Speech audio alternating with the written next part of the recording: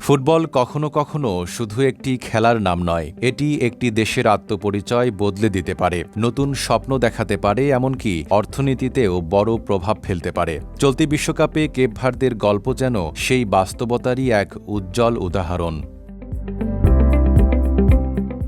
মাত্র ৫.৫ লাখ মানুষের ছোট্ট আফ্রিকান দ্বীপরাষ্ট্রটি প্রথমবারের মতো বিশ্বকাপে খেলেই তাক লাগিয়ে দিয়েছে পুরো ফুটবল বিশ্বকে। শিরোপা না জিতলেও তাদের লড়াই, সাহস আর অর্জন ইতিহাসের পাতায় জায়গা করে নিয়েছে।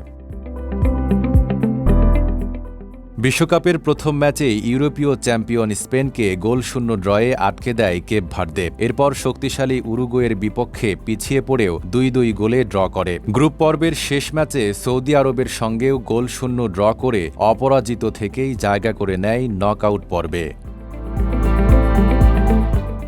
এরপর সামনে আসে বর্তমান বিশ্ব চ্যাম্পিয়ন আর্জেন্টিনা। কাগজে কলমে অসম লড়াই হলেও মাঠে ছিল অন্য গল্প। ২ বার পিছিয়ে পড়েও ২ বারই সমতায় ফেরে কেপ ভার্দে। ম্যাচ গড়ায় অতিরিক্ত সময়ে, কিন্তু ১১১ মিনিটে আত্মঘাতী এক গোল তাদের স্বপ্ন ভঙ্গ করে। ৩-২ ব্যবধানে হারলেও কোটি কোটি ফুটবল প্রেমীর হৃদয় জয় করে নেয় দলটি।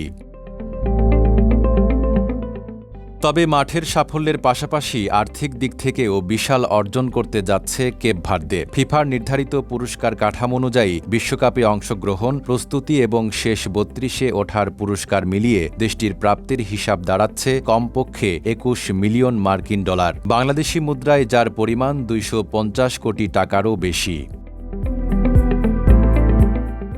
এই অর্থ সরাসরি যাবে কেপ ভার্দে ফুটবল ফেডারেশনের হাতে। ভবিষ্যতে অবকাঠামো উন্নয়ন, বয়সভিত্তিক ফুটবল, কোচিং এবং দেশটির ফুটবলের সামগ্রিক উন্নয়নে কিভাবে এই অর্থ ব্যয় করা হবে সেই সিদ্ধান্ত নেবে ফেডারেশন।